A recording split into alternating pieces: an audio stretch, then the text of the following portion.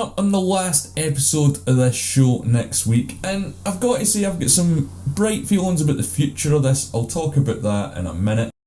But as always, I'm Al, this is the Geek in Review, and I'm going to be talking about The Expanse, Season 6, Episode 5, Why We Fight. So if you haven't seen it, this will contain spoilers. So after last week, Drummer pretty much kicked the hornet's nest. There's a lot going on here, and there's a lot they've got to fit in the final 2 episodes. So much so that I don't think they're going to fit it all in entirely. Now, as always this season, we open up on Laconia, and Kara is still trying to help bring back her brother. And the Laconia stuff has got me on the edge of my seats this season. In fact, I think it's some of the most interesting plot points that Season 6 has. It's given us this little sort of 2 or 3 minute tease at the start of every episode about where this is going to go. She finds the family of dogs and takes her brother to them and resurrects him. So this is kind of obviously huge. I can't speak about how huge it is for the future of the show without going into spoilers, but one of the main cast does get killed and resurrected in this manner on Laconia years later on from where this story is. But if you haven't read the books, again, I'm not going to talk about it too much. I think I might do a little video on what I think might happen after Season 6 to expand these plot points, because they just keep hinting at this is going to happen with all the stuff at the start of Laconia, the Marco ships. There's other stuff in this episode as well that hints about the activity that's going on beyond the Sol system in the Ring Gate. But when he does wake up, he sort of doesn't realise what's happened to him. She explains that he died and he's now been brought back to life, and he tells her that he sees things very differently. So with this happening and Admiral Duarte getting introduced last week, what's going on in Laconia, if the Expanse is to continue after Season 6, this is going to be big. But let's get back into the episode Why We Fight this week. So that opens up with Mars has gone ahead with the attack to retake the ring, and the battle here is something else. I mean, my god, I wish it was actually longer than it was. It was a little bit shorter than I was expecting, but oh, it was beautiful shooting between the outside of the ring and then inside the ring space. They secured the Sol side, but encountered a lot of resistance when they tried to take Medina Station.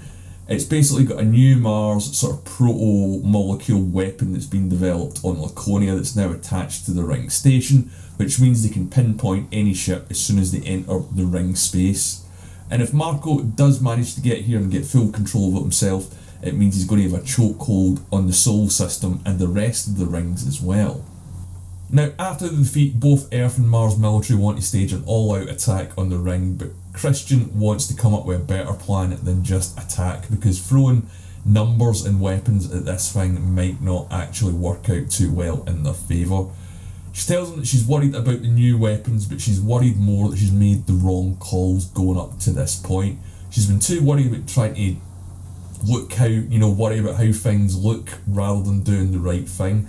I've mentioned the PR aspect in this season before and how they're both playing it, and they do talk about it a little bit in this season about how maybe trying to seem to do the right thing doesn't really take you to the place that you need to be in order to do the right thing. And she has a bit of back and forth with BOBBI, and BOBBI does give her a hard reality check. And I think in all 6 seasons of the show, other than Nancy Gao, I don't recall anyone ever really reality checking Avasarala in this way.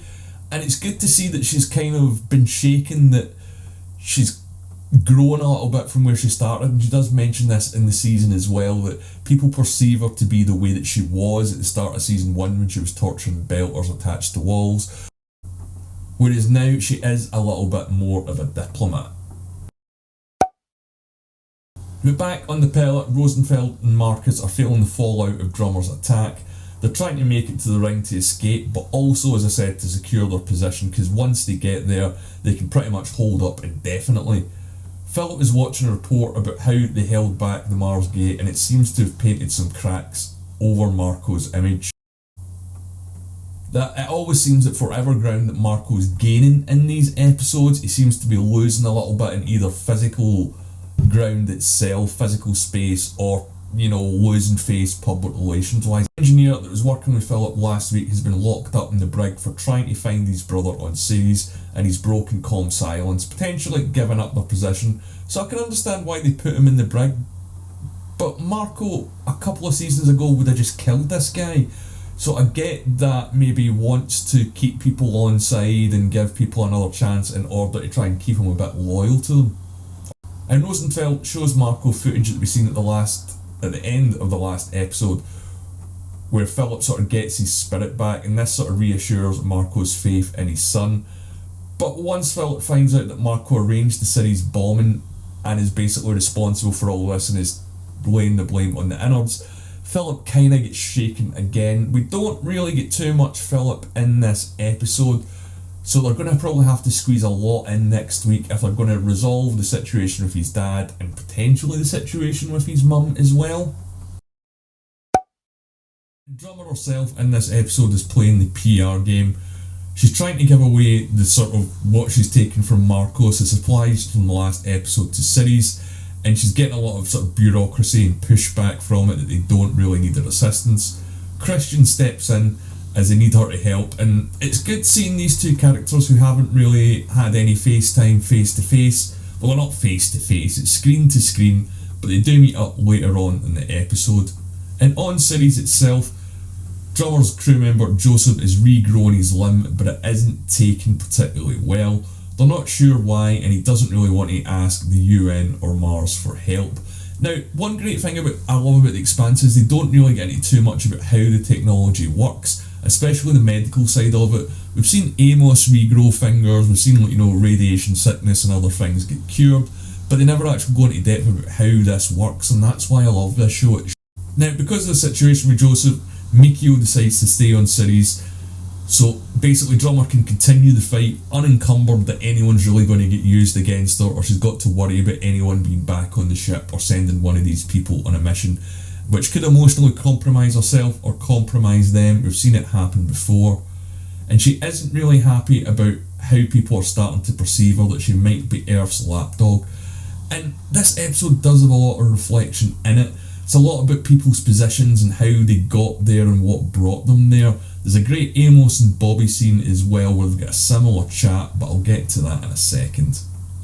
As I said a moment ago, drummer and Chrsjen do have a face-off and they do both need each other, but the question is for how long. There's now blood on both sides, and this is a huge step forward for both of them.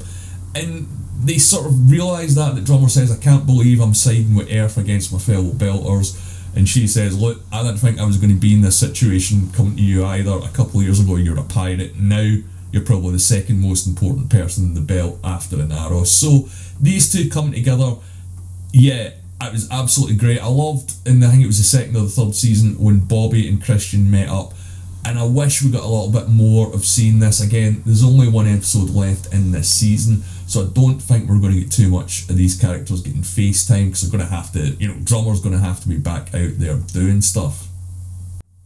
And I've mentioned it before, but Chrsjen has kind of been put on, not the back burner, but we're not getting as much screen time with her as we usually do in the rest of the seasons. Now, as for the ROCI itself, it's getting an upgrade after the shenanigans it's been in over the last few weeks. It's another sort of proto-molecule endeavour, and it's some research that's been made in advancing hull armour, so it's nothing too radical. It's not stepping it up to sort of OG, overpowered, Star Trek Discovery 31st century tech. And we also get some more familiar faces back in this episode as well, with Elvie, who is the researcher on Illis from season 3. She's helping Naomi with the missing ships research, and Holden is worried about these ships. Now, Holden, like Chrsjen, hasn't got as much screen time as he usually gets in a normal season, and he is really worried about these threats. He thinks it's got a potential bigger danger than the war that's going on right now. And again, if you've read the book, you know that he's absolutely right. He goes to see Chrsjen and explains what's happening, and he wants to tell Marco as well to give them a warning about what could potentially happen if they keep using the gate. He says, look, there's no way he's going to believe us, there's no way we can get in contact with him, you're pissing up against the wall here mate, forget about it. And she's absolutely right. but she's got her own agenda as well. She's more interested in sounding Holden out about the best way to recruit Drummer onto her side. So it seems that both Chrsjen and Drummer have something that other one wants, but again, we've only got one episode to go, so I don't expect all these threads to be completely tied up. As I said at the start of the episode, we do get some of the more great AMOS and BOBBI scenes, and it's going back to positions of these characters and how they got there. We've seen AMOS and BOBBI talk about the Canterbury and go all the way back to season 1, and BOBBI now doesn't like that she's on the political side of things rather than being out in the field. She explains her point of view for the war and that she doesn't think that they'll lose, but she can't see it winning either. She just thinks this is going to be something that goes on and on and on for quite a while. And I can understand why she thinks that. There's now no great power that's got one sort of leap or advantage in numbers of technology over everyone else. With what's going on with the Mars defectors and the attacks on Earth and the belt rising up, it's now a pretty much even playing field, and a few of the characters even say that in the start of the episode when they're talking about the attack, is Earth doesn't have the numbers that it used to have. Now the shock horror here is AMOS admits that he's thinking of leaving the ship after what Holden did, and he confesses about the torpedo to BOBBI, and yeah, she takes it pretty well. She just sort of smirks and goes, well, I kind of knew. She doesn't say it, but she sort of gives the, well, I fucking knew something went wrong. Look, we couldn't miss, and it certainly wasn't me, and it certainly wasn't the Martian tech. So she's not that surprised because she's been scratching her head about this mystery over the last few days or the last week. They don't really give us a bit of a time frame on how long it's been, but these characters are trying to weigh up the actions of those around them with their own beliefs, and they both think that it's maybe time to get off the ride about where they are. And again, I was pretty shocked about this because AMOS has never really been shaken that much in the last few seasons. That's what I like about the guy, is he never really evolves, and not in a bad way. His beliefs and who he is just completely black and white. You're either on his side or he doesn't care. You're someone he can help or he's just going to leave you. And yeah, he comes across as a bit of a psychopath in some of the early seasons, but I really like the guy. And if he's not your favourite character, that's fine. Let me know who your favourite character is in the comments below.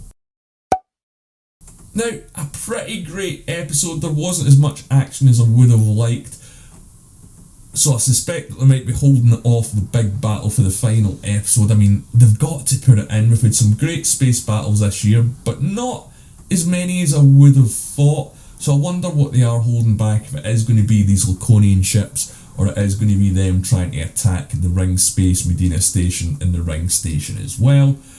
As I said, I'm really excited for the future of the show because what they're setting up with the Laconian stuff is leaning heavily towards the events of the last 2 or 3 novels and the arcs that happened there. So I'm going to talk about the books here, so spoiler alert, as it could show up in any potential movies or future iterations of the show. But in the books there is about a 20, I think it's 22 year, 25 year time jump.